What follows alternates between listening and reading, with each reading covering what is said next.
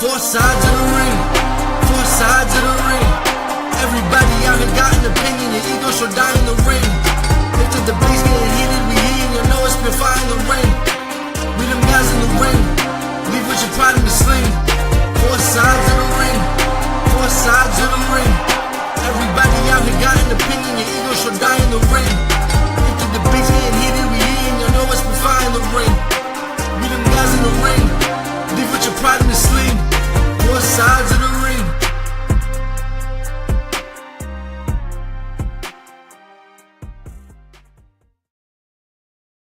It's your boy Chanoo whoever with another episode of Four Sides of the Ring. And honestly, guess who I found outside in the parking lot of Hate U University? He said he can come back to work. It is my other dean of Hate U, the one that makes you say, ah, damn, it's NItram, with the 360p camera. But my man's is out here. All that matters is that he's here. How are we doing today, my brother?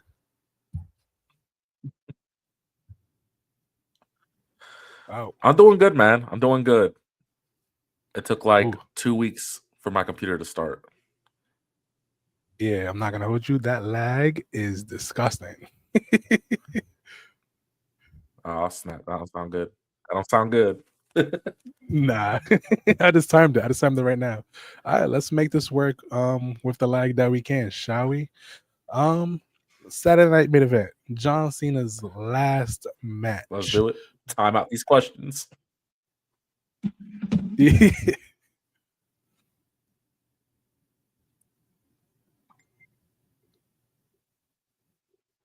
I'm trying to see how bad this delay is. All right, so I don't know if Never can hear me or not, but I'm gonna put together ants. I'm gonna put together. I can hear you. I just don't. Yeah, I don't know. You're gonna have to reset, brother. So sorry for the people listening for the first minute and 30 seconds. Let's promote Ant's match real quick on Friday, December 9th. I'm back out. Friday, December 19th, 2025 at 7 p.m. Ant will be wrestling for ECPW Christmas Chaos. It is at Westwood, New Jersey.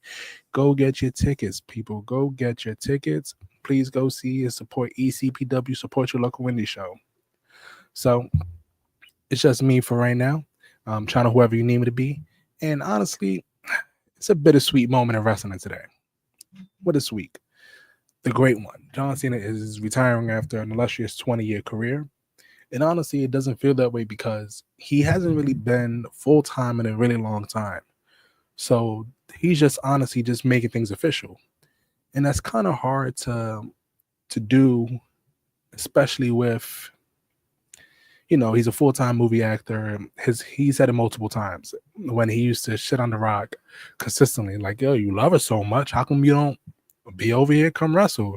And he said a lot of people rely on him. It's not just the actors, it's the people who set up the sets, do all the production, all the nitty-gritty things.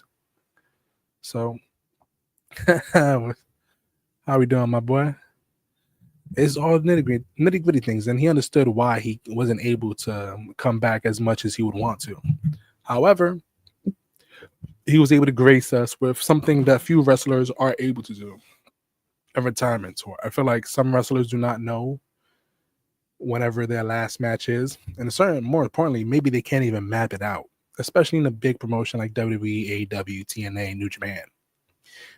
So when you have something like this, it's an honor, man. 20-year career, and we all get to see how it plays out with Gunther.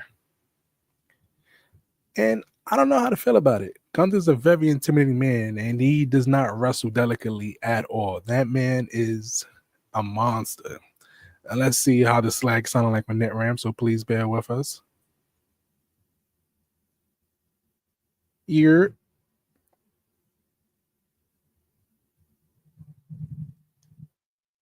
And that delay is still crazy. So just me right now. Once again, NItram is having some technical difficulties. So unfortunately, everything must come to an end. I know I'm repeating myself, but I just got distracted.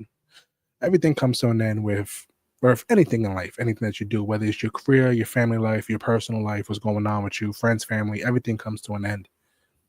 And it's been an honor and a privilege to watch it and to watch the majority of it.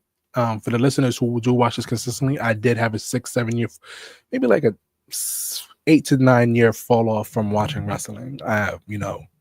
14, 15, 16 years old. I wasn't worried about the men and women wrestling in spandex. I was worried about just girls and trying not to do homework. But I'm back to it now, and it's beautiful to see, man. It's unfortunate that I was able to that I missed Kurt Angle's last match, even though he was a shell of himself at that point. And I guess that's why Cena's retirement, in a sense, is dope, because he's going on his own terms before it gets too bad. Because I'm not gonna lie, the match that he had with AJ Styles and Cody Rhodes at SummerSlam, and I forgot what that match he had with AJ Saudi. Those are great matches because they had a great dance partner to spar it up and mix it up with. Dom is not on that level where they can have a 50-50 great match and Dom can carry the match on the shoulders. Dom is still putting it together and figuring it out himself. Dom's at a level where he's able to string together good matches with whoever, but not his great matches depend on his partner. So that was a little bit of a weird thing, but ultimately I believe watching Gunther in this tournament has shown us that he's a great seller and he's willing to put on for the city, if that makes sense.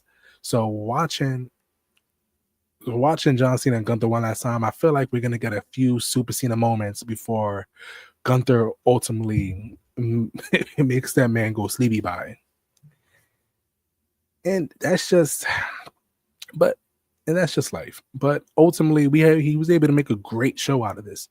We have Bayley versus Sol Ruka. Sol Ruka should be in the main roster yesterday. She's extremely talented. Her finisher is probably my favorite finisher in all of wrestling right now because it's so different. And yeah, it's just a cutter, but it's different.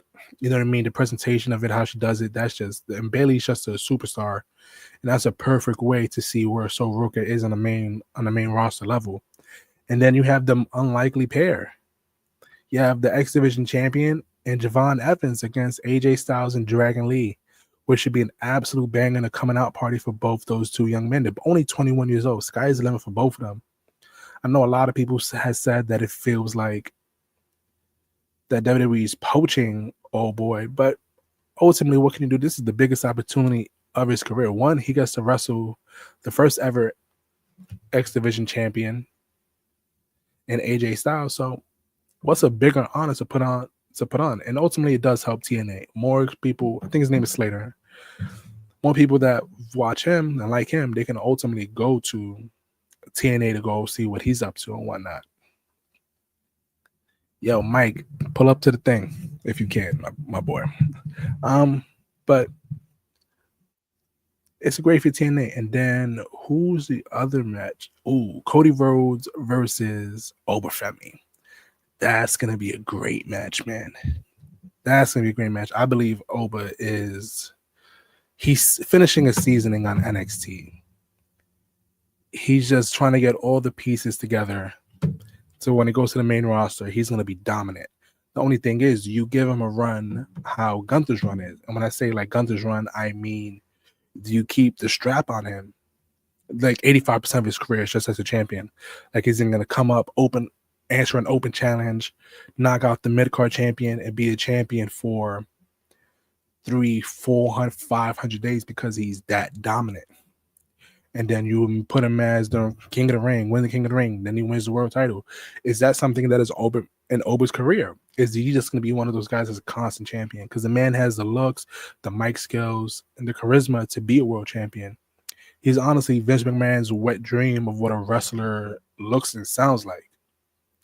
And it's been amazing to watch that progression from when he first came into WWE NXT into the main eventer of NXT himself, the ruler of NXT, Obafemi, because the man has it. And this past Tuesday, we seen he has a forever dance partner in Jevon Evans. Those boys have chemistry. They have chemistry, and they know how to work together really well. And that's going to be one of those feuds that translate extremely well to the main roster. So when them boys get a shaking on the main roster, that is something definitely to look forward to. And I'm trying to see, I think there's only 4 matches for Saturday Night Main Event. Wish I had NItram here to get his opinion on those matches, but he is having technical difficulties and he will be back in a couple minutes. It's unfortunate because the boys were telling me, hey, how we doing? How we doing? The guy, as you can see, it's just me by myself, day one shit. My Jey Uso, but no longer because Jey Uso's back in the tag. My tag team partner's not here at the moment. But yeah, man, it's just me, all four of my wonderful viewers. So I'm just trying to figure it out. I give Maldon off Omega a lot of credit. This is not easy to do by myself. And Jevon Evans versus Cody Rhodes is definitely, it would have been a great match either way. Because Jevon is extremely talented and Cody can definitely give him a backbone to make him more solidified. But we've already seen what Jevon Evans can do on the main roster when he faced off with Gunther in the tournament. So Jevon already had his saving grace moment on, especially that was at MSG. You can't ask for a bigger match for a 21-year-old wrestling at Madison Square Garden against Gunther, who's a two-time world champion, and that man is booked dominant as out, and you gave him a run for his money. Nah, yeah, listen, man, Mike's a superstar, and he knows he's a superstar. He makes this look flawless. Right now, I am spitballing off the dippity-doppity.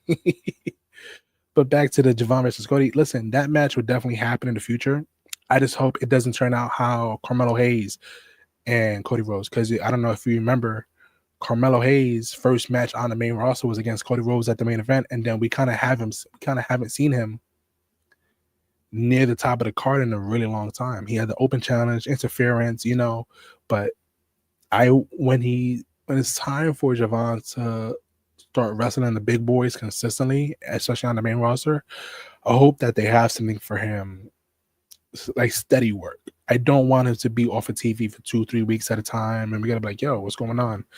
They try to give Melo the rub with the Miz, but the Miz, one wrestler can only give so many guys the rub, and it just wasn't in the cards. So ultimately, that's the most important part when you talk about these NXT guys that aren't built like absolute tanks, that aren't built like the Obafemis, the Braun Breakers. When you're a little bit on the smaller side, creative kind of has to be more gentle with you. Not gentle, but delicate, because they don't really know what to do with these smaller wrestlers. And it's evident with that in Triple H's WWE booking. He kind of doesn't know how to book luchadors. I feel like Penta gets more burned than Rey Fenix because Penta's just a naturally bigger guy, and Penta doesn't wrestle small all the time. So you kind of get that light heavyweight feel with Penta, and it's just something that you wish that would change more and more as you watch wrestling. Let me see if my boy's back. Here. Delay, no delay. How we feeling, my boy? NitRam is trying. NitRam is trying, guys. Okay, he I guess definitely first thing is trying. Hear me. I can hear you. How bad is that delay? Okay, I can't hear you. So hold on. All right. He's gonna figure this out. He's gonna figure this out for a second. But he is here. NitRam is here. And that's one of the problems with WWE. They don't know how to book their small guys. So the luchador division is kind of whack. Haven't you noticed that we haven't seen Santos Escobar in a really long time? NitRam, you good, my boy? I hear you. Give me 1 second. Oh, it's a tablet. Well, we got some. We're getting technical difficulties for my boy. But yeah, man, and that's the rough part, especially when what I was talking about Santos Escobar. It was, I don't know how much you guys are on social media, but it was Santos was leaving WWE. They upped the contract, the money. He still said no, and then boom, my man's re-signed to WWE, and we have not seen him on television since. And you kind of wonder with his progression if he's gonna come back and what's he gonna look like. Is he gonna be a main eventer? Is he gonna be a mid-carder? Because ultimately, it's wrestlers. Hold up, you good, my boy? Hold on. Are you? I just want to preface this isn't NitRam's fault. I got to work at 9:45. I ran home to get this episode out for you guys. So it's not his fault. It's more mine for trying to set up super last minute just to get an episode out for you guys. So it's like ultimately what you kind of realize with wrestling when you watch wrestling long enough is that where guys are on the card is more dictated by creative than it is fan interaction. Because there's been a couple times where the fans don't really care about a wrestler, but yet they still get pushed. Like Roman, for example, or mid Roman, when he wasn't out of the post Shield main big dog, getting all those main event cards and whatnot. What up? Can I use the web? Are you good, my boy? The Bluetooth to put speaker? Will you hear him then? Nah, he's talking to his pops. So, like Roman, you know what I mean? It's like in all those big guys, big muscular guys that get the push that you don't really care for, and that creative hopes that they do. And ultimately, they can do that for all these other wrestlers. They can put Melo, they can put Melo in the main event and see how he does. Because when he was wrestling Andrade, they would have an absolute bangers. And they weren't even cutting promos. It was just like, yo, bro, it's on site. I dislike you, you dislike me. And sometimes that's all the wrestling needs to be. I think AEW kind of has that down more packed. Like sometimes you don't need to have a storyline just to have a match. You can have a match first, and then you can see the chemistry and build off of that as well. And that's just something that I hope WWE will start doing with their smaller wrestlers that they can't book a creative thing for. Because look what happened to Pete Dunne and Tyler Bates. They're not even wrestling on TV as themselves. They're the Americanos, juniors. You know what I mean? They're the twins, Twin Americanos. We actually call them Minnesotas, the Twin Cities. Over your heads. And it sucks because you have all these smaller wrestlers, all these technical guys that you can't find a single thing what to do. Listen, honestly, the story with the Masked Man is apparently it's two different guys. I've seen a lot of people say it could be Montez Ford, Austin Theory. Maybe it's a combination of a couple of guys and they're not related to the division at all, and it's just somebody trying to make a mark for themselves. My issue with it being Montez Ford is I believe everybody at this point can say that Montez is an incredibly talented wrestler, and we've just been waiting for him to show out and pop out by himself, especially as a single star. So to potentially see him in a faction with Paul Heyman it's not ideal, because especially they need somebody to eat a lot of pins. They've had Bronson Reed pin Roman Reigns. That can't be your pin guy. Braun Breaker's the next face of the company. That can't be your pin guy. Logan Paul, he can be a pin guy, but I feel like they're trying to keep him in that upper echelon, mid-card, low-tier main event level. So he's not your pin guy. So I don't want that for Montez, and I don't want that for Austin Theory. So I'm kind of hoping that whoever the Masked Man is, it's kind of doing their own thing, and they're not tied to the Vision faction. And no, it cannot be Chris Jericho. Chris Jericho has not been that fluid in over 15, 20 years. That man cannot move like that. He cannot jump like that. That man is absolutely cooked. Oh my God. They want bananas. So fortunately, I know it's not Chris Jericho. But what if it was Chris Jericho and the Masked Men were his faction? That Chris Jericho's coming in with a faction and it's Austin Theory and Montez Ford. Realistically, that could be a better pitch than the Vision, even though the Vision is the next big faction out. There's more things. I don't know if you can do more things with Chris Jericho and a brand new faction. It clearly didn't work in AEW the last 3 times that he did it, but maybe in WWE it could be. And the guy, you're delusional. I love you, but get help. It cannot be Chris Jericho. Did you see how fast that Masked Man jumped over that jumped over the cage for War Games? That's absolutely nuts. And if it is Chris Jericho, that man needs to teach every 50-year-old that regiment to be that quick and agile. Shit, I need that regiment so I can be that quick and agile. Because that's just it can't be Chris Jericho. That's absolutely I refuse to believe it's Chris Jericho. That's absolutely wicked. But listen, there's a couple of guys that could benefit from me in the Masked Man. Santos, Montez Ford. But even if it's Montez Ford, what do you do with Angelo Dawkins? Do they both go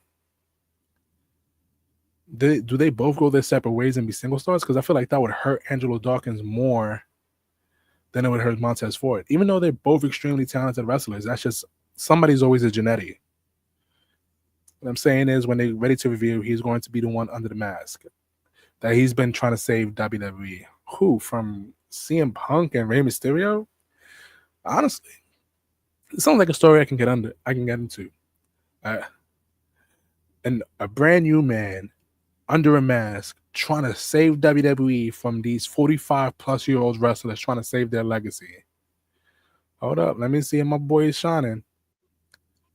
Do you hear me, my boy? I can hear you. I just need to make sure that you can't hear you because it's playing out loud. Nah, I can hear me. I'm good, brother. Nice to have you back. We're finally doing this.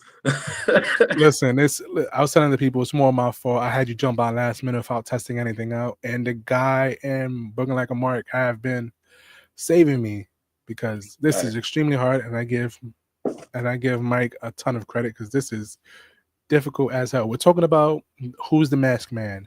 Booking Like a Mark said, could it be Santos the masked man with the vision? And then Brandon the guy is delusional and saying that it's ultimately going to be a faction by Chris Jericho trying to save WWE. You know what though? He's not that off. I don't think. I think it is a faction, bro. I think it's a new faction. I think it's 4 people, and I think this is going to be like the new Nexus. It's going to be 4 young guys taking out old guys.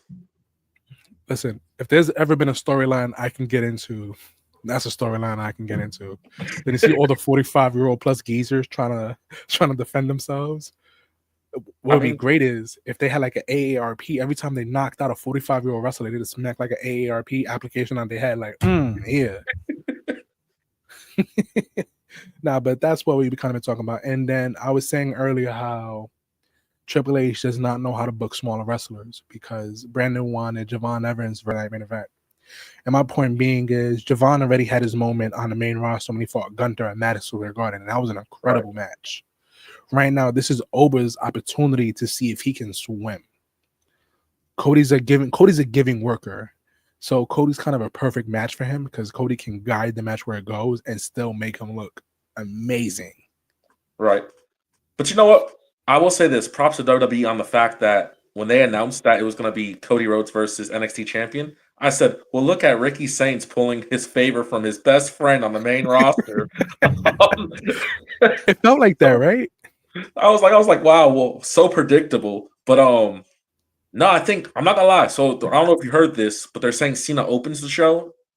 That's not true. That's been debunked numerous. Okay. I've been debunked so many times already. It should be because he has to close.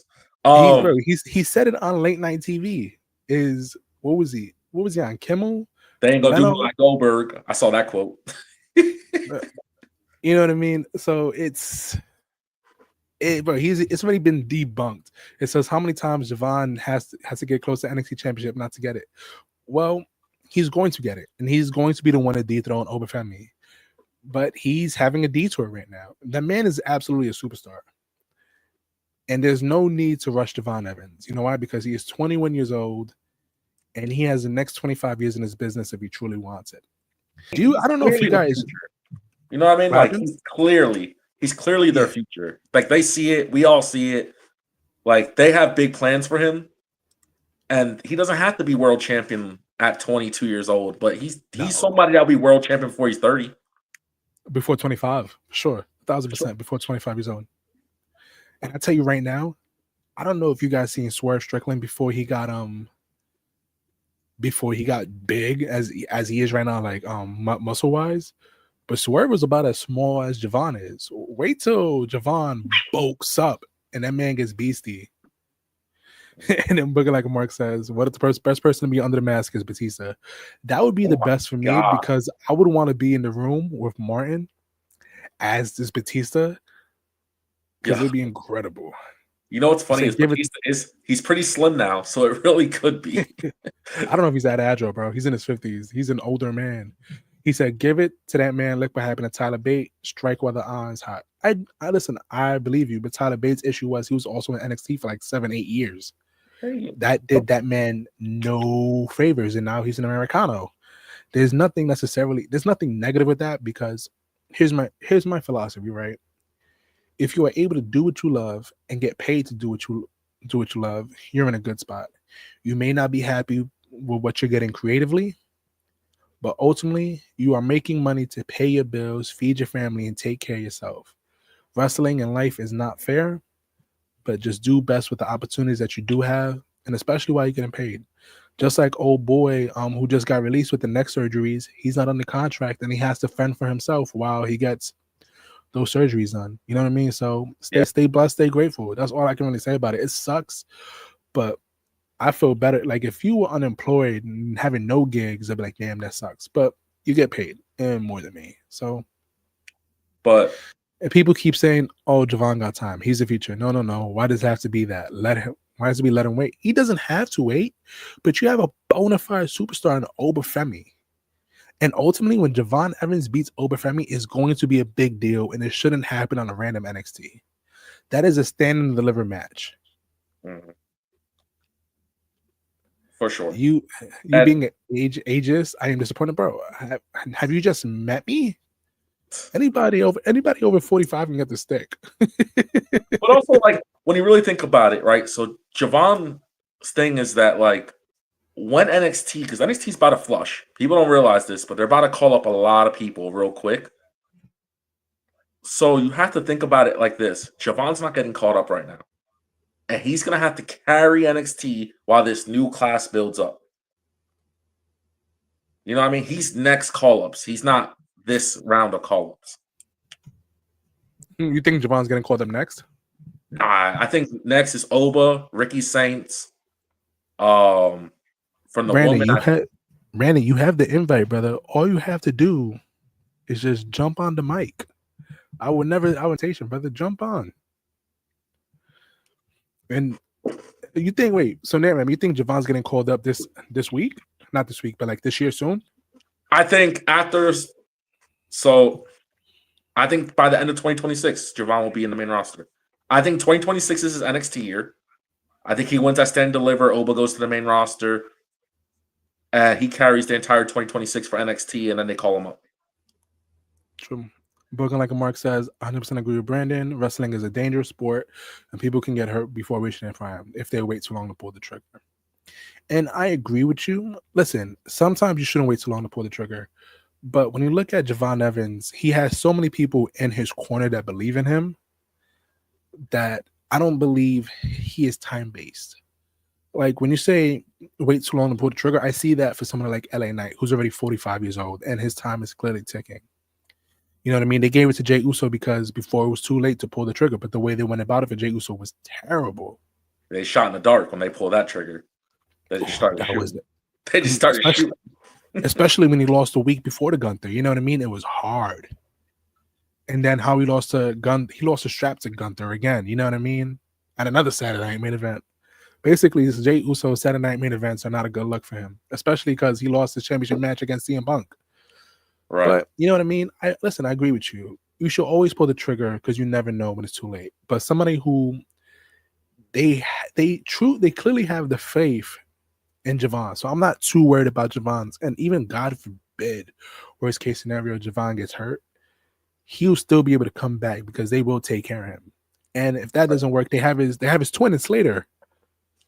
And you know, another thing people have to remember is that, like I said, like I think Jevon is the 2026 years for NXT, but they also have his legit like best friend that he grew up with since 14 years old that worked in the Indies, Jackson Drake, and involved. I think he's going to come to NXT, and they're going to try to do that Sammy Owens, Kevin Owens kind of, you know what I'm saying, relationship where it's the two best friends going for the same strap.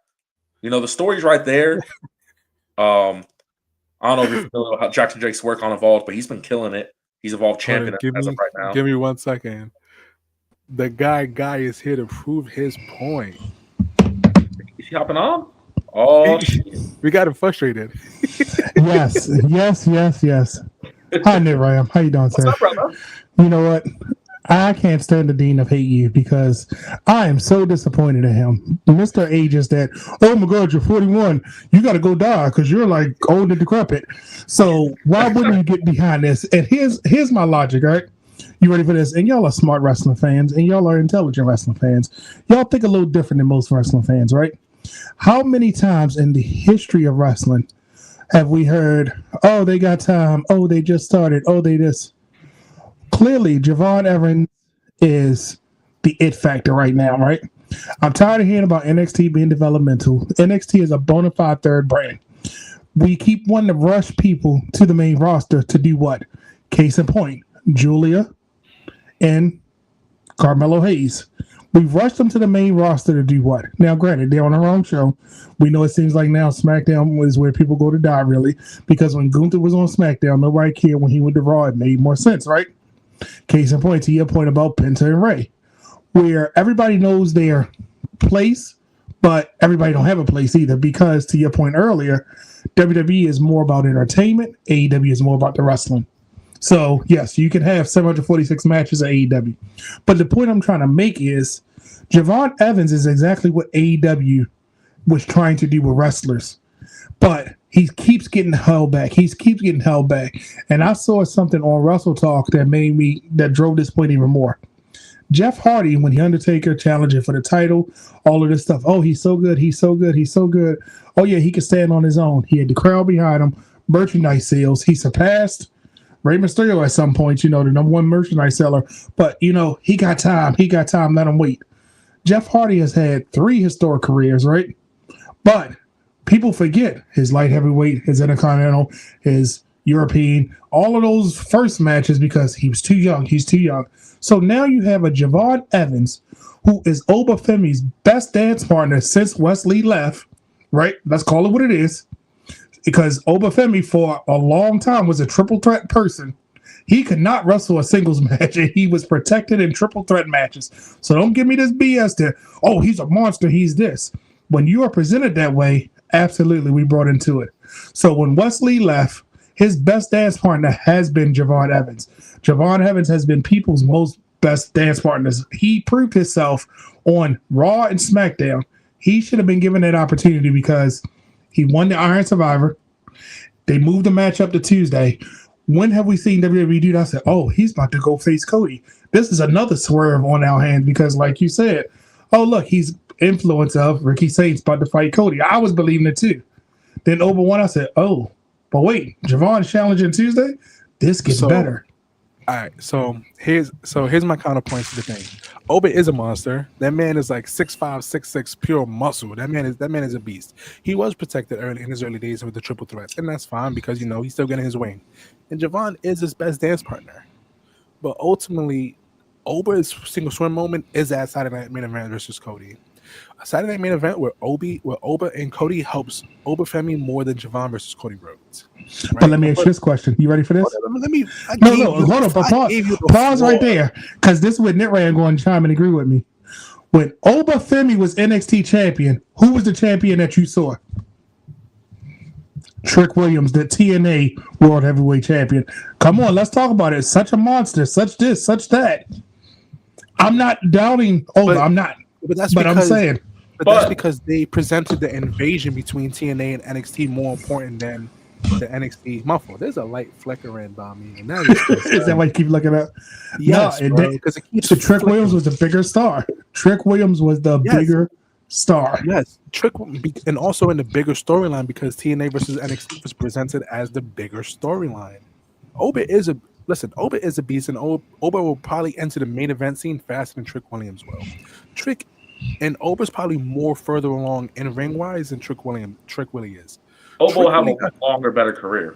He will 1,000%. Trick Willie will be a slightly better Jey Uso, if that, singles wise. If he don't get released. He said if he doesn't get released, he won't get released. So he's marketable.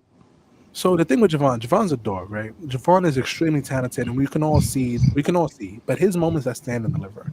And I promise you, Brandon, if Jevon does not win at Stand and Deliver, I'll be right there with you with the picket signs, striking with you guys. But this is not his moment. Right now, he still has his TNA things to go with his. What's the kid's name from TNA? Slater? Leon Slater. I cannot remember his first name for the life of me. His moment is at Stand and Deliver, and he has yet to have his one-on-one match with Leon Slater for the X Division Championship. That is clearly what that is going to. Bro, it's going to be another one. I know. They tied. They had a time limit draw, right? That's what happened. There was a time limit draw. I'm Yeah, thinking didn't they have interference when Leon and Jevon wasn't interference? Is that what it That it was? was called. I think it was interference. Yeah, they drawed on the pay-per-view. It was bomb ass match up until that point. And plus, you also have a couple things with Jevon. You have Tony D'Angelo being back. You have Ricky Satan making a turn because he's jealous because he couldn't do it again. You know what I mean? So you have all these things in the back pocket for Jevon Evans to further solidify himself as that guy. Because once Jevon goes into that little mini feud with Ricky Starks and he goes over on Ricky Starks, I'm like, oh, okay. This is how they presented him. He's going to have that little mini feud with Tony D'Angelo. And like, okay, he's that guy. Then when he finally goes to Stand and Deliver, he's going to be undisputedly that guy in NXT. I'm telling you, Brandon, if he doesn't win the championship at Stand and Deliver, I'll be right there with you. But I see the vision. He's close. How far is Stand and Deliver? Let's call it what it is. That's what? Right. That's Mania weekend. It's 4 months. Right. How long? What was he doing last year this time in Mania? Who, Jevon Evans? He didn't he get called up like a little after Mania? Like to being featured on TV? He wasn't on every week TV until last Stand and Deliver. Look up last year's Stand and Deliver and see what Jevon Evans was doing. You're gonna laugh when you remember this. I got you. Mm-hmm. But go ahead, continue. Because here's my problem. We keep treating NXT like it's not a major. But Brandon, to argue your point here, we treat NXT like that because that's how WWE treats NXT. For example, John Cena clearly said, I want the developmental guys to verse main roster so they have a chance to shine. Meaning, even John Cena, the GOAT, said, yo, developmental needs opportunities. Developmental being the key word. But here's my question. Even with developmental, right, because we got Evolve now, right? They're using NXT to put more eyes on Evolve. I mean, yeah, right? because so you got, if that's a developmental, you got your developmental helping your developmental. Yeah, that's your developmental times 2. It's on Tubi.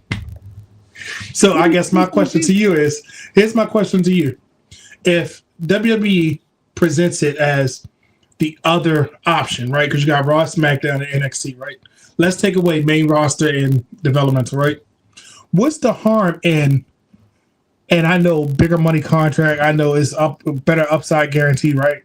But do you think Carmelo Hayes would much rather have been at NXT doing something than sitting on SmackDown waiting in nice catering or being in a segment? Can I be honest with you?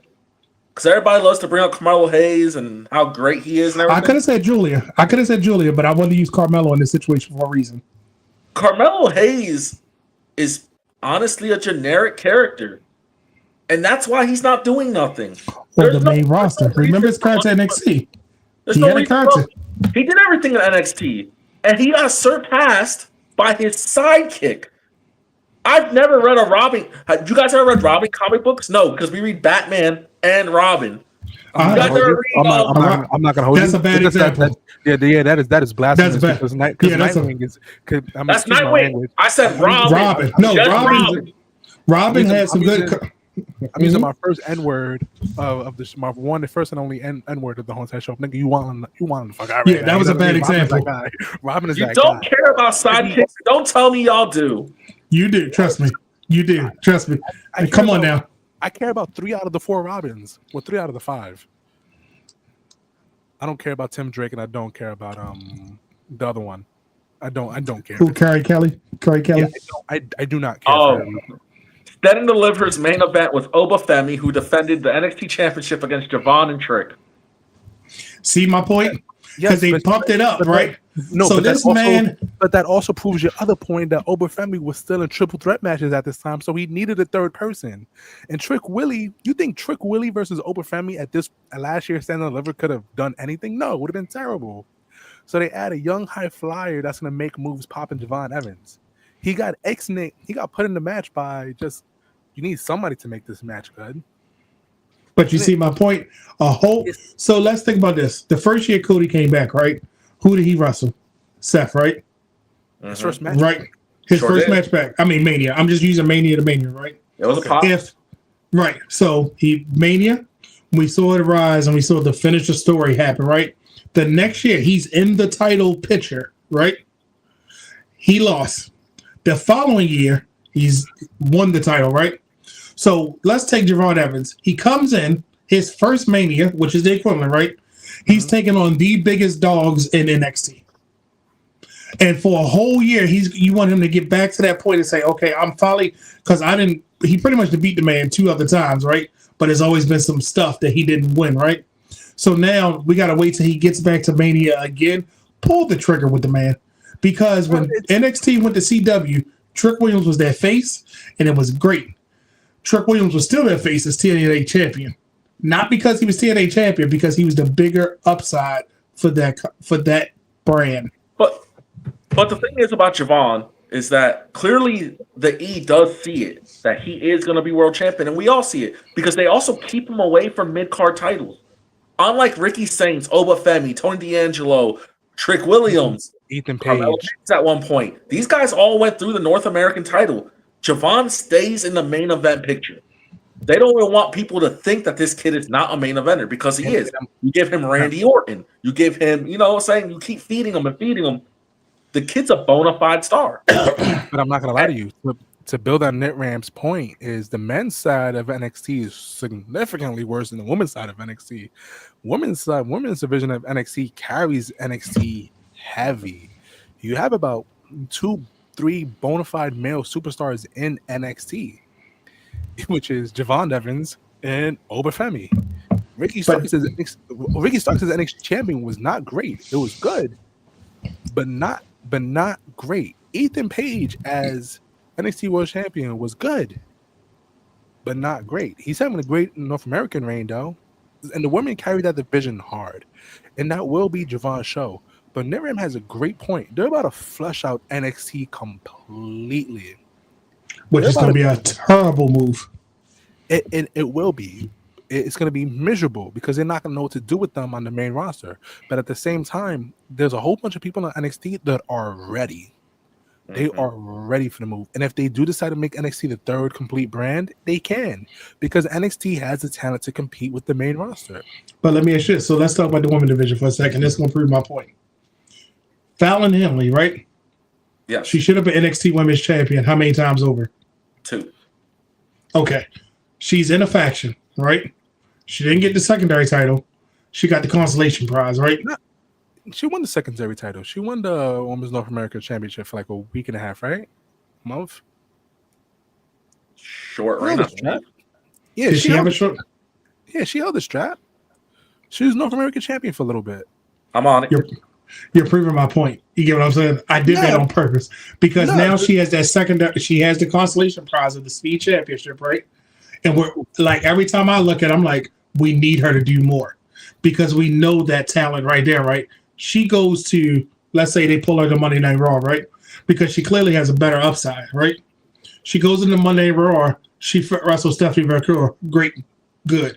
She wrestles Liv. She wrestles all of that talent on Monday Night Raw, right? Good call up, right?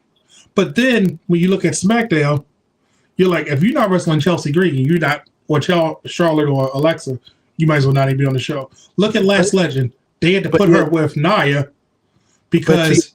But to your point with Lash didn't even hold the championship in NXT. At least Fallon Henley was a North American Women's Champion for a little bit. Yeah, she's the Speed Champion now, but she's champion. Yeah, and the Tag Team Championship. You know what I mean? She had the tag belt. She held the tag belt with Kiana James. I forgot all about that. That was how she first started. Yeah, thank you for correcting me.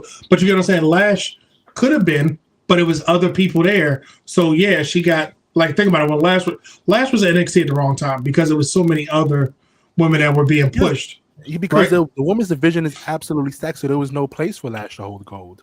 If Fallon Henley does not hold gold, I'm not mad at it because there's no space for Fallon Henley to hold gold right now.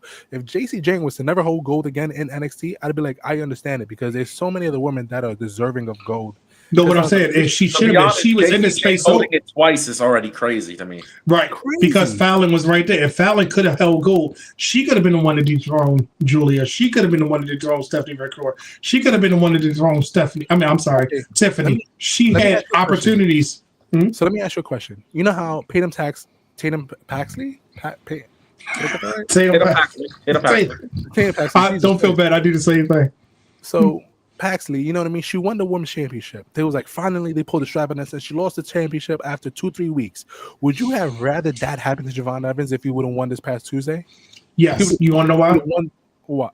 And even if there was no hope him going back to the top of the division, because now Paxley is in a totally different storyline with old girl trying to get revenge on her doing her wrong again. You know what I mean? She's not even looking at the main picture again. At least now with Jevon Evans not winning the championship, now when he holds the championship, we can hope that he has a good reign instead of just a bullshit one title defense wonder when he drops it.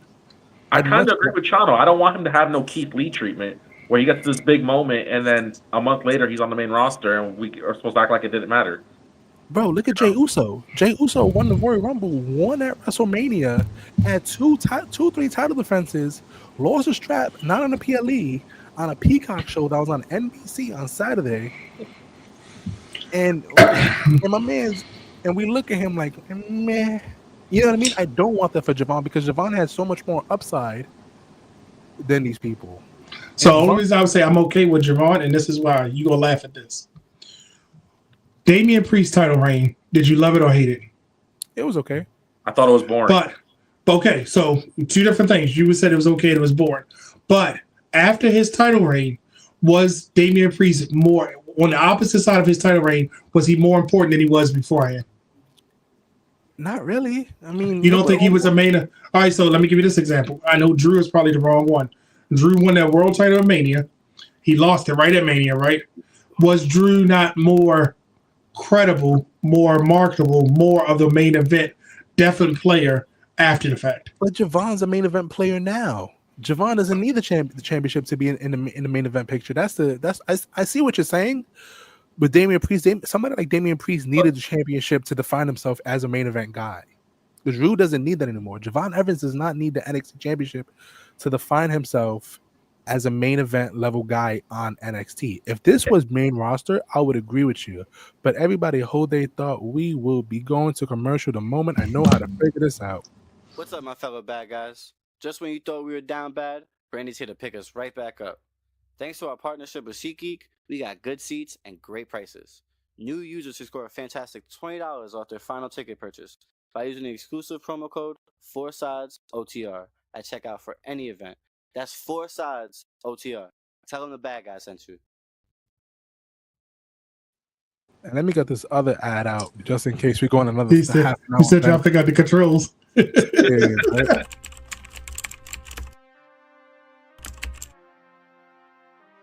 Dive into a world where every pinfall, every suplex, and every promo is celebrated in fashion. From the legendary 3-count trivia to the iconic bad guy wrestling, we've got the latest gear to elevate your wrestling wardrobe. Show off your passion for the squared circle. It's not just clothing, it's a lifestyle. Come shop with us and unleash your inner champion at 4sidesofthering.com. That's 4sidesofthering.com. And before we get back into it, I want to remind everybody, December 19th, Friday, you get to see our boy, the Zombie King, wrestle at ECPW. There's an info number to go get the sale, and you can also watch it if you're in the New Jersey area. You go to ECPW1.com. Oh, wow. All right. That's cool. So, I didn't know you guys, while we're arguing real quick, I just want to bring this up, though. We keep talking about championships. You can be great and never win a strap in your entire career. You don't need it. Don't get me started on that, because then we're going to have that conversation about, oh, man, was never champion. Roddy Piper, never champion. Jake the Snake, never champion. Mr. Perfect, never champion. Scott Hall, never champion. And those are all, like, some of our top favorite wrestlers of all time. And I don't disagree with that, but I'm just saying, like, we always have that. Like, if Cena would have retired without the Intercontinental title, right, we would have said, oh, dang, look at that opportunity. My man's won 17 world championships. But he was never a Grand Slam. I wouldn't, because I'm like, he's as great as he is, he couldn't get that Grand Slam. You know what I'm saying? So him not Sheamus. To be honest, Sheamus gonna get it. Think about it. Sheamus gonna get it. With the cuck chair. Guys, I'm serious. That light keeps flashing on and off. I don't know if this is God telling me it's my time, but listen, championships aren't the end all be all in wrestling. You know what I mean? Championships are important because every belt has a story. And I understand like what you guys are saying. I understand what you're saying. You want Jevon in a more prominent role. But unfortunately, being an NXT world champion does not necessarily translate on the main roster. You know what I mean? It doesn't do anything because you kind of got to rebuild yourself in the main place. If this is the main roster, I'd agree with you. And I am ageist. I hate these old guys. But you know why I don't hate this? Because Obafemi's like 28 years old. My man has his whole entire life ahead of him. You know what I mean? If it was Sean Spears, I'd be heated right now. You know what I mean? But look, that's my issue with the argument. I hear that and I see it when you go on social media. Oh, he's so young, he's this, he's that. Okay, we get it. But why does his age have to come into play what his accolades are? You get what I'm saying? Like, because when we talk about wrestling, right? You can talk about Randy Orton being the youngest world champion. You can be able to talk about Rock, he was the youngest. You can always talk about these younger champions, right? But when you hold off and say, oh, they still got time. Okay, AJ Styles was X Division champion, like you said earlier, right? AJ was young when he was winning these world titles, right? And had he not did that, would we be talking about AJ in the same light? Maybe because of his wrestling or maybe because of the championships. Because Randy's a great point that you bring up, because when Randy became world champion, he's on tape saying that he was not ready. He wasn't. He was not ready. But that was a different WWE too. And Brandon lost me. Cena did not need to be Grand Slam. I'm gonna say Cena needed that because that bothered me that he kept going to the U.S. title, not the Intercontinental title. We can talk about it. That always bothered me as a wrestling fan. But that's exactly the point, though. Just like you don't want to put a guy in and he's not ready, and then you blame them because they're not ready. I hate to say it, but that's kind of what happened to Dolph Ziggler. Dolph Ziggler won the world title, and he was not ready to carry a show like SmackDown, even though that was the B show. He just wasn't ready. And it kind of hurt his career, but he still gets to say he's world champion. Yeah. Jack Swagger, not ready. I knew he was going to say Jack Swagger. Jack Swagger should not have been. We can agree to that. But it was a failed experiment. Like Jinder Mahal was a failed experiment. You get what I'm saying? That didn't fail. That increased the global market. That's actually a fact. Yeah, that was. Listen, it failed because they took the title off of him and gave it to AJ before he had that major match. No, but honestly, like being a young world champion is a lot because sometimes you can't shoulder that. They're expecting more of you, and the reason why, because I watch a lot of sports, it's very seldom that a very young player can win MVP. The only real example we have of that is Derrick Rose. And the moment Derrick Rose was the best player in the NBA, my man's tore both his ACL multiple times. So that's why I'm not necessarily in a rush when it comes to these young players winning these championships, especially the world title. I want them to when they become the world champion, I want them to be more refined. I want them to be in a better space, in a better situation. And Jevon's time will eventually come. It will come for him. I do not doubt that. I do not doubt that at all. So that being said, we had a nice 35-minute bout against Jevon Evans. This is supposed to be the scene. North Carolina. Hey, you know the crazy? I would have that conversation if it was, because everybody say, "Well, what about Roxanne Perez? She was ready, she did it." But I was just a little disappointed that the Dean of Hate You, he just wasn't on my side about this. Like, Obafemi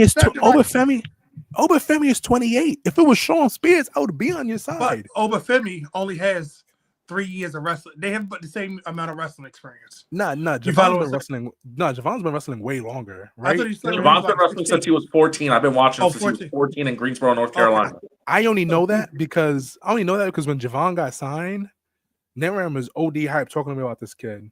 Okay, so I thought they had about the same amount of time frame. No, Jevon's been wrestling because only been like 3 or 4 years, right? 3 or 4 years, right? Maybe 4 to 5. Okay, but yeah, Jevon's super polished. He doesn't need it. If anything, he just needs to get more. And honestly, the way Jevon cuts his promos is still super childish. I feel like I'm watching one of my little cousins with a microphone running around. But I think that's why kids like him. I was just saying, he's authentic. Like he was like. When he said, "Yeah, you dummy, you about to get this," I was like, "Oh, we're seeing his character." Okay, they finally letting us see who he is. Yeah. Sorry, my light went out, so I think No, you jinxed me. bro, I'm telling you, How about my that? light You jinxed me. flickering. You jinxed me. My light keeps flickering. All right, so NItram, I kind of went over the Saturday night main event. Do you have any matches you're looking forward to this weekend? The only match that's worth watching is that Cena match. With all due respect, But you It's a don't margarita think you don't think Jevon Evans and Leon Slater versus AJ Styles and Dragon Lee is going to be a good match? no, it's gonna cook. They're gonna do things that's gonna be awesome because they're very bouncy people, you know. But Dragon Lee gonna be unleashed. you know what killed it for this to me? It was the word exposition. I can't even say it. Pretty much saying these matches don't matter. They're just showcasing. Exhibition. And I didn't like that. If you would have told me Jevon Evans and Leon Slater won on NXT, so they're getting a shot at the main title thing, or just the fact that if any of these NXT people, if any of them win their Saturday night main event matches, it's an instant call-up, put a stipulation on it, and then let one win, honestly, I feel like it would mean so much more. You know why? It's unfortunate you feel that way because the word wasn't expedition, it was a showcase. Even worse. Yeah, Nah, showcase. Worse. Nah, I think showcase is worse dope. than exhibition. I don't think it Exhibition feel is. like got a little stake to it. Showcase. That sounds like a house show. Yeah. Nah, you know why it's not? Because John Cena's retirement is bound to do crazy numbers on viewership. And if you can get NXT talent, some people can be like, Jevon Evans is perfect for this. You know what I mean? Because you have AJ Styles. Imagine was AJ Lee in that match as AJ Styles. You have AJ Styles in that match who a lot of people grew up with. You know what I mean? They're going to tune in for that match. And they're going to see Leon Slater and Jevon Evans go absolutely bananas. I'm like, you know what? I haven't seen CW since I was watching Riverdale. Let me go check out NXT on Tuesday to go see more Jevon Evans. And this way they can buy into the story that Jevon is winning the title at Stand and Deliver. Or they can jump in for Sol Ruka. You know what I mean? Who's the other man? Do you want to know what I want, though? Bailey. Let us know. I'm sorry. My little fantasy booking is when John Cena's giving his farewell speech, that he gets jumped by 4 masked men, and his send-off is on a stretcher. I know it sounds fucked up. His send-off is on a stretcher, and these are 4 NXT call-ups that now main roster stars have to justify because they took out John Cena. Not John Cena justifying it, but guys like Punk, guys like Mysterio, guys like Sheamus, these old guys. You didn't let Cena have his moment. I really hope that it's 4 NXT people. I'm talking about Nexus style. Whoop John Cena's ass and send him home on a stretcher. It's a terrible note, but I would love it. If the match man was KSI? Book of trips. Nah, listen. You're gonna have Cena tap out to Gunther and then get jumped by 4 NXT people. You're an evil man. Win. He's gonna beat Gunther. No. You're an evil man. You want to see children cry? Yes. Nah, listen. I'm not mad at it. I'm sure Cena wouldn't oppose that either to set up the future of wrestling, but ultimately, it is what it is. And I enjoy the showcase because it will get more eyes on the future of wrestling. Jevon Evans, who's 21. I'm really mad, Brandon. You thought that I was going to go against a 28-year-old like he was 45. No, I just wanted you to be for Jevon Evans. You got me shitting on Sean Spears over here. No, I he's the oldest one I know in NXT. I didn't expect you to be in that argument of, oh, he got time. He's only 21. He's 21. But okay, so let me ask you this question, right? My man just started legally taking shots. Let me ask you this question, right? Has wrestling not changed? That what we're seeing now is not the wrestling that we grew up on or our parents grew up on. You know what's crazy? You know what's crazier? You delusioned yourself to thinking that Triple H or Shawn Michaels is gonna pull the trigger on anything just because without making them really work for it. No, I agree with you on that. But I'm saying the way that wrestling has evolved, right? Let's look at it. The way, and I laugh when I'm like, wait a minute, how old were these guys? Because when I was younger, watching wrestle with my grandmother, I thought these men were all like 40, 50 years old. And they were like 31. 30s. You know what I'm saying? So then think about the 90s wrestlers, right? How old was the APA when we were watching them? You probably hated them. They probably was like 35, 36, right? You probably hated every aspect. You think I was an ageist my whole entire life? That's just crazy. Yeah, I feel like you was like, get these old men off my screen. But no, man. My ageism comes from watching wrestlers I love dude be great, and then watching them become decrepit old men who cannot do half the shit they used to at a terrible speed. Watching Matt and Jeff Hardy wrestle makes my heart hurt. It pains Take me. the same pills they do. Yo, do you understand that Matt Hardy's in my top 10 wrestlers of all time? That is true. He's in my top 10 wrestlers. He's in my top 10 wrestlers of all time. And whenever I watch him wrestle, I hurt. My heart hurts, Brandon. And that's how I felt watching Kurt Angle his last year. And I was like, Kurt, just yes, you know why? You know why? Because he shouldn't have done it. But then you have Sting on the opposite end that they made him look great in the times that they did. I was like, you know why? Because Sting is a mythical character who has a very limited moveset that works with him. And the face paint's high, it's everything.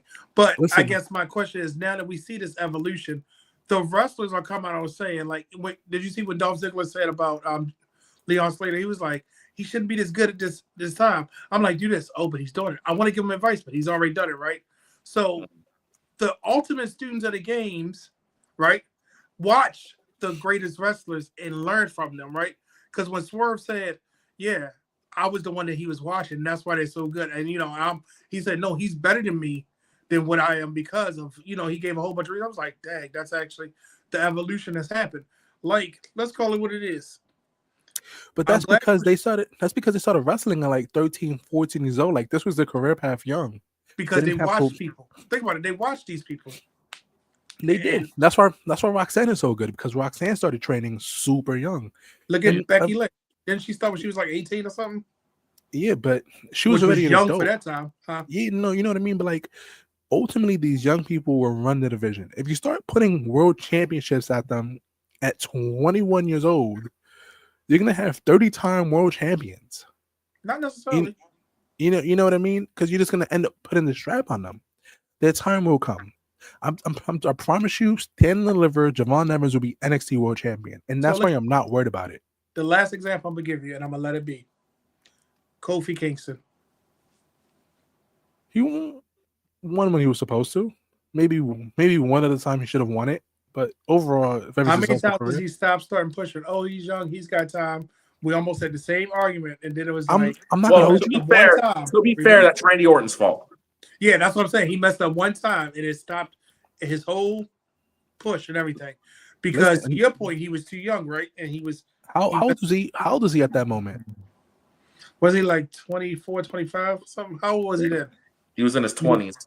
Yeah. The oldest NXT wrestler is Shawn Spears currently. You see? How old is Shawn Spears? Fucking remember that. He's 44. 46. 44. Right in the cutoff, baby. Did you say 46? I thought he was 46. I didn't know Shawn Spears was 44. Okay. Listen, but Kofi clearly wasn't ready if fucking somebody like Randy's able to shit on your career for that moment in time. You know what I mean? If you're that guy and you're that undeniable, somebody like Randy Orton should shit on you, and your event should have been like, 28. Yeah. Okay, yeah, he was old enough. He was old enough to know better. But no, in wrestling time, remember, he had just got to the WWE. He was what was that thing the ECW did? The New Superstar Initiative. It was all this stuff like him, Evan Bourne, Sheamus, all of those guys came in, right? Well, Sheamus was 72 when he started wrestling, and I don't know how he looks the way he does. It's definitely crazy, but ultimately, it's not a bad look. Jevon has time. Like I said, he will be NXT World Champion in 4 months. Leon Slater might as well be WWE bound. You know what I mean? Like, it's bound to happen. They will be fine. And I'll tell you right now, if Jevon Evans is in NXT till he's 28 years old and does not win the world championship, and fucking Shawn Spears was a strap before him, I'll be with you. So I'll be right there with you. But they're still young. NXT is a very young roster that they're super talented people that if somebody doesn't win a championship, it's like, okay, I get it. There's a lot of talented people. Look at Julia. She's arguably the best women's wrestler on SmackDown, and 100%. It doesn't matter. It does not fucking matter at all. But honestly, in Julia's defense, it wasn't Julia's fault. It was Stephanie's fault. She's on the wrong show. Julia's on the wrong show. Nah, Stephanie just snatched all that momentum. No, what I'm saying is SmackDown women doesn't compare. If you're not Chelsea Green on SmackDown, it doesn't matter. Let's call it what it is. Think about it. Listen, I listen. I'm there with you. I see That what the point women's you're trying to make. championship is the death But of the honestly- United States title. But honestly, SmackDown just sucks. It's not a good show. That's what I'm saying. And I just said the women's division directly because Okay. I know we're still talking about this, but I just want to address these facts, okay? Roman Reigns was never NXT champion. He's doing pretty well for himself. Bray Wyatt was never NXT champion. He did well for himself. May he rest in peace. There's people who are top people in NXT that never won the world championship, went to main roster, and did better than NXT champions. Go ahead. I'm waiting for more than just those two examples. The Dean Ambrose was the NXT champion. Their character changed when they got to the main roster, except for Bray. Bray character translated to the main roster with the Wyatts, right? Let's call it what it is. Those are exceptions because once Roman got that character he has now is what he was trying to do in NXT. They threw him in the Shield, right? And then he got pushed out on throws. So come on, you got to come with a better argument than that, sir. The Cesaro was never NXT champion. He was on NXT for a while. And Austin Aries never made it past NXT, actually. Yeah, I was waiting. Oh, you can't prove it. Oh, okay. Hold on, sir. Hold on. Computer slow. Come on. I thought come on. But yeah, Dean Ambrose. What did he do in NXT though? You're using an example that character. So Big E was NXT champion, right? Yes. Main roster finally got WWE champion, right? Let's go through the first NXT champion is an exception. Seth Rollins, right? Seth Rollins. Exception we can agree that's an exception to the rule. Bo Dallas failed, right? Big E did okay, right? And then after Bo Dallas, it was Neville and all those type of people, right? That kind of was like, okay, whatever. But when you get to the core of it, was Andrade's fault that he failed on the main roster, Andrade, or Aleister Black's fault because their character changed on the main roster? So I ain't saying that he shouldn't be in it. I'm saying I'm tired of the argument of he's young and he got time. Because Finn Balor was never young. He still got time. And that man went back to NXT and did more on NXT than he did in the main roster. But we see him all the time because of his character right now. Yeah. Finn Balor's a former world champion. And to be honest, Jevon has less than 2 years on WWE TV anyway. That's also kind of the thing. You know what I mean? He hasn't been on TV for a minute. Less than 2 years on it. The main event of their WrestleMania. Yes, he was along with Trick Willie and Oberfemi. That's what I'm trying to say. Like it wasn't just him. It wasn't just him headlining and bringing ass to seats. No, it was Trick Williams and Oberfemi and the Stephanie and Julia and Jordan Grace. You know what I mean? And all those other people. He wasn't the headliner at that point. Like you said, Cody came back to WWE. Seth Rollins, world title match the following year, lost. The year after that, he won. Why are we holding Jevon Evans to a different standard that we didn't even hold Cody Rhodes to? You know, it's crazy. And a lot of people were mad that Cody Rhodes didn't win that championship that first time. But I'll tell you what, though, when he went out 40, it was a bigger deal. Because the difference is how many world title matches did Cody have between his first year Mania to when he won the Rumble and won it? That was his first match. That was his first ever world title match. That's what I'm saying. He had one. How many have Jevon Evans had in between his main event at Stand and Deliver to this now? How many times has he been pinned clean? That's also a good point because I'm so lost. As a barber, I love this show. It is every stage of beard growth. I thank you. I don't know what that means. Hey, we'll take it though. You love the show. We love you. I don't. It's Mr. Iguana. I'm lost. I'm lost. I didn't even know. No, our faces. Look at our faces. All of us had different stages of beard growth. That's what he said. Look at NItram. And then look at you. Okay. And then it's every stage of beard growth. I get it. Okay. I was baffled. I was like, what does that even mean? Like, it was a shot. He was just saying because all of us have different. I was like, I don't even know what that means, my good sir. But yeah, listen, man. It's how many times did you get out? You done with the Jevon thing? Because you're not going to see the point. I'm going to have to call you and we're going to fight. Listen, if he doesn't, listen, if Sean Spears wins the title before Jevon Evans, you have my support. That's just not what I'm saying. I thought the ages that hate the old people wouldn't be on that bandwagon of he got time. How can I hate Obafemi when I'm old? How can I hate Obafemi when I'm older than Obafemi? No, that's not the issue. I'm not talking about. I'm just saying I didn't expect you to be on that bandwagon of, oh, he got time, he can wait. I didn't. Of you of all people, he's 21. He just started taking shots. He legally knows what Casamigos tastes like. You know what I mean? Like he's what just finding these things. What they got to do anything? He's been on the industry since he was 14. You know, Kelly started at 19 years old, man. And she still wasn't good. Ain't that was the youngest person I could think of for some reason. That was brutal. Ain't that about a bitch? Fucking yeah, man. Wow. Back to Cena's last thing. Gentlemen, what are you grateful? What's your most favorite John Cena moment? What are you grateful for John Cena about? I'm grateful that, and I said this, and they'll probably see it on Mike's video, but I'm grateful for John Cena because even if John Cena's not your favorite wrestler, John Cena's probably responsible for giving you your favorite wrestler. You know what I mean? Like, it's the feuds with Edge, the feuds with Punk, the feuds with Jericho, the feuds with JBL, the feuds with The Miz. His later feuds, he made Roman Reigns. I don't care what anybody says about that. You know what I'm saying? It's John Cena. People like to think that John Cena didn't build stars. He didn't make stars. That's all John Cena did. And I'm not going to sit here and disrespect this man who's a GOAT. Okay? My son has this action figure, and I make sure we always keep it. This is a GOAT. And that man is responsible for your favorite wrestler if he's not your favorite wrestler. Listen, very passionate. What about you, the guy? So it took me a minute to realize that John Cena, we throw that term around like best in the world, greatest of all time, and all this stuff. I believe that John Cena is going to be part of the conversation of the then, now, and forever. He's probably the only wrestler that will be able to touch all three aspects.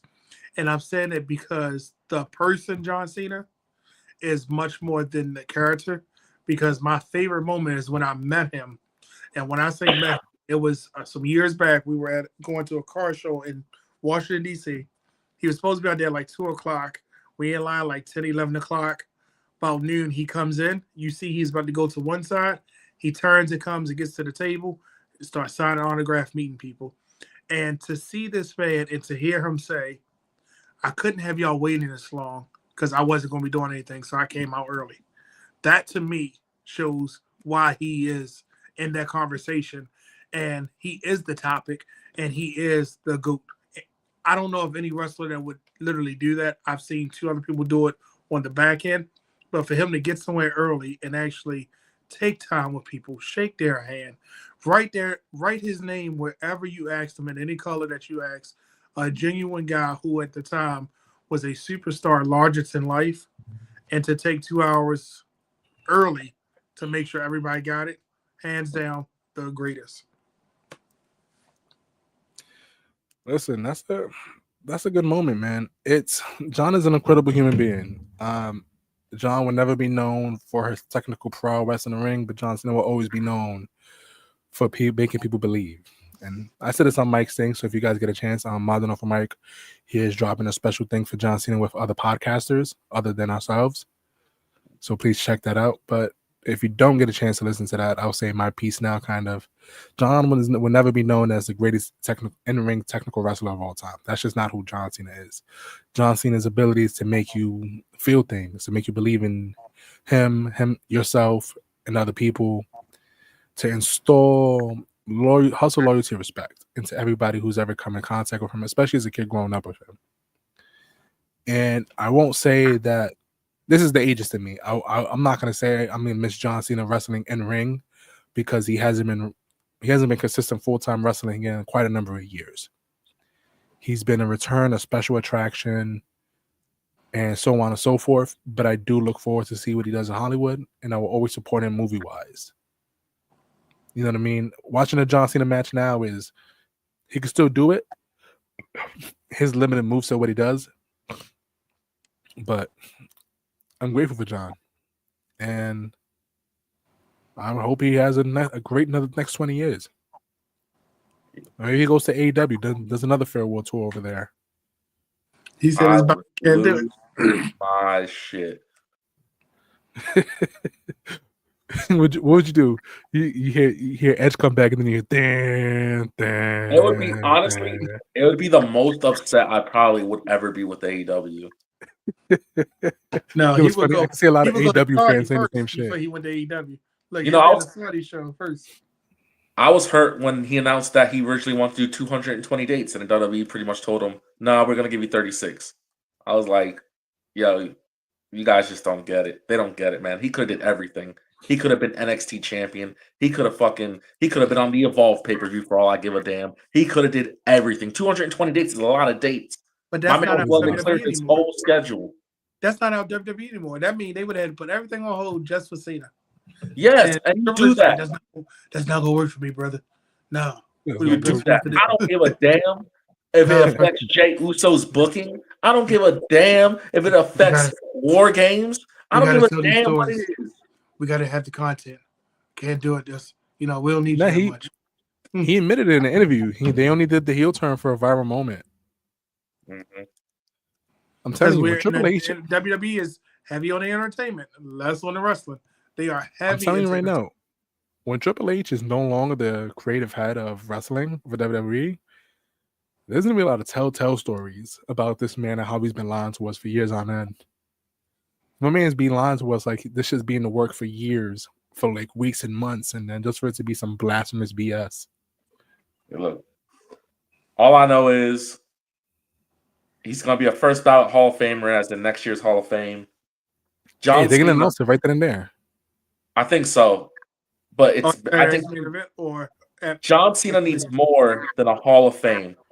John Cena needs one of those statues that they give the immortals. The one that Andre the Giant has, Ultimate Warrior. You give John Cena one of those. So you actually have someone who's alive that can acknowledge their damn statue. Well, December 13th is going to be John Cena Day. Watch. That's going to be renamed in WWE. They're going to be like December is John Cena month and December 13th is John Cena Day to commemorate the last time is now. I forgot to thank John Cena for one last thing. John, if it wasn't for you, my mom would have never gotten into wrestling and I would have never went to as many wrestling shows as I did. So thank you. She is a big John Cena fan. You a John Cena fan. It's honestly ridiculous. Actually, this is the toy that your mom sent up. Yeah, that's what I was looking at it. I was like, that thing, the figure looks mad familiar. How is she? Has she reacted to this retirement? My mom doesn't really watch wrestling like that on a weekly basis no more. She watches some things. I think she'll watch Saturday Night Main Event just to see Cena's last match. Other than that, she knows Cena's an old man. He needs to go hang it up. That's the day. Yeah, that's the day you're gonna find out that you're Chanoo Cena, double C. Also, my last point about the Jevon thing and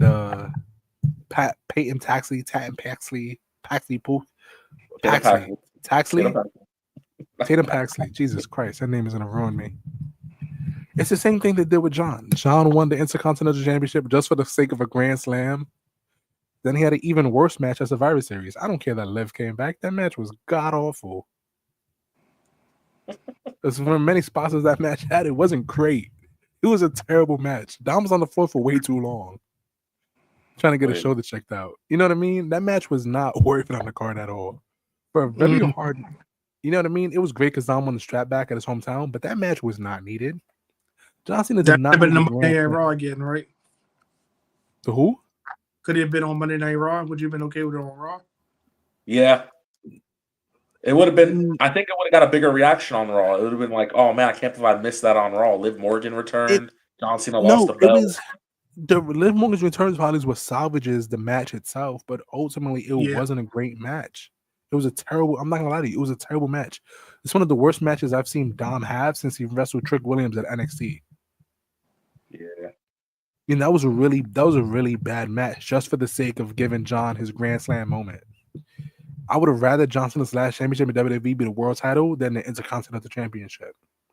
You're touting this man as the greatest of all time, and his last achievement in WWE is the Intercontinental is a mid-card championship. It's no longer number 17. It is a mid-card title. No, it's the Grand Slam.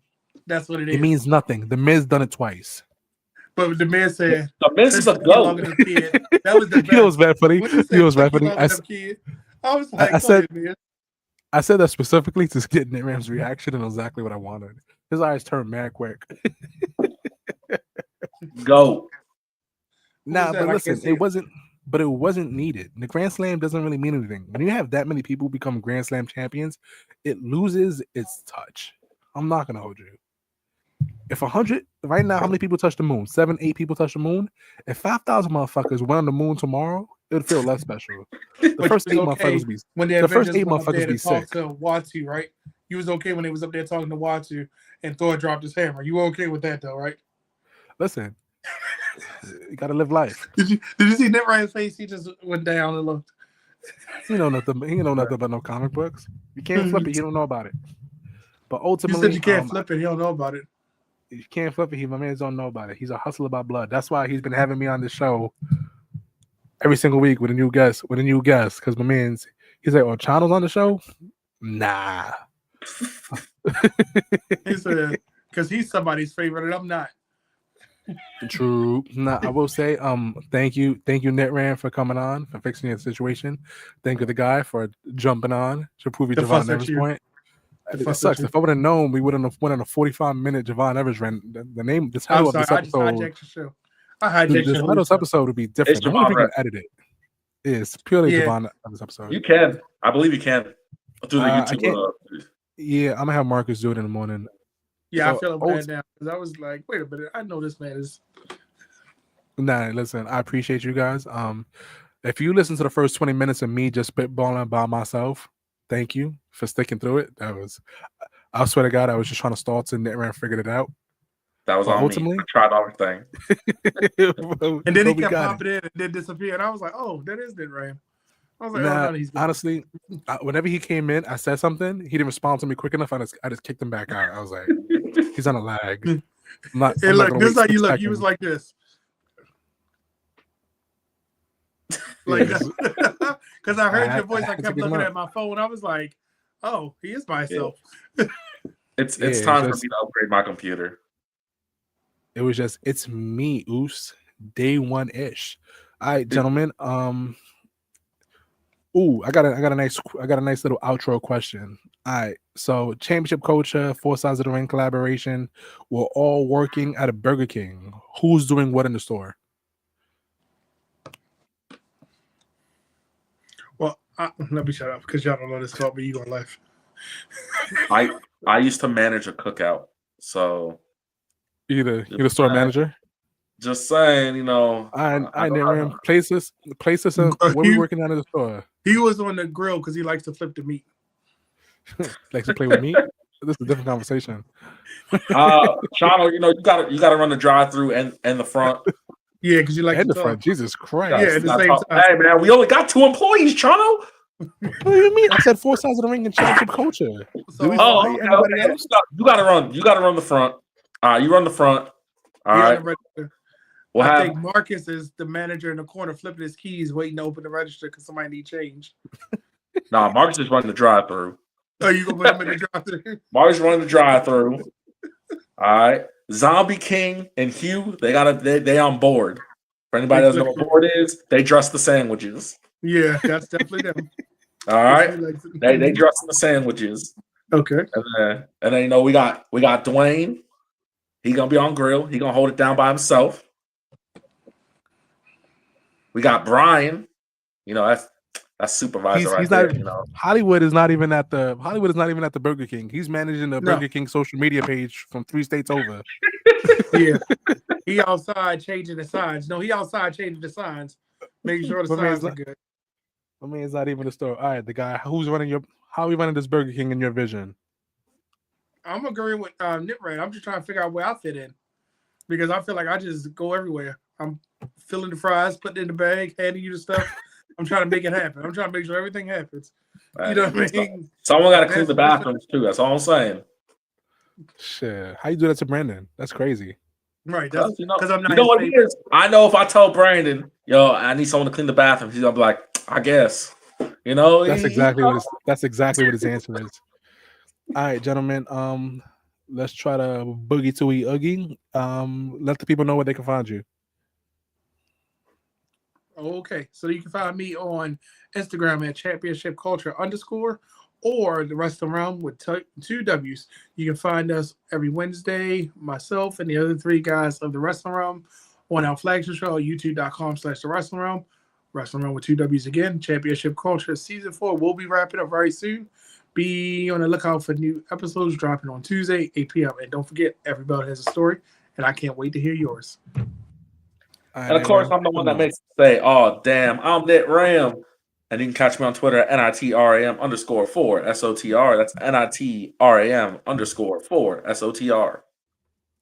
It also makes you say, "Ah, damn," because that delay and that lag earlier today was absolutely wicked. It was a 10-second. It was a 10-second lag. I shit you not. I said something and I was just patiently waiting, and then I was like, "Okay, I'm gonna kick him off." And then that's when I saw you reacting to what I was saying. I was like, "Yeah, this is bad. This is really bad lag." I didn't even let you know I was kicking you. I was just kicking you. I was like, "He'll figure it out." You can't find me anywhere. Don't find my personal social media page. Please don't. Especially my Instagram is not for you.